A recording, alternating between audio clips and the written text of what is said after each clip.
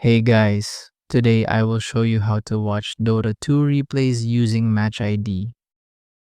This is useful if you don't have the match in your history or you want to review someone else's game. First open Dota 2, click Watch from the main menu, then open the Replays tab. Enter the Match ID in the search bar and press Enter. If the replay is available, click Download. Once the download finishes, click Watch Replay to open it. Dire Team's turn to ban.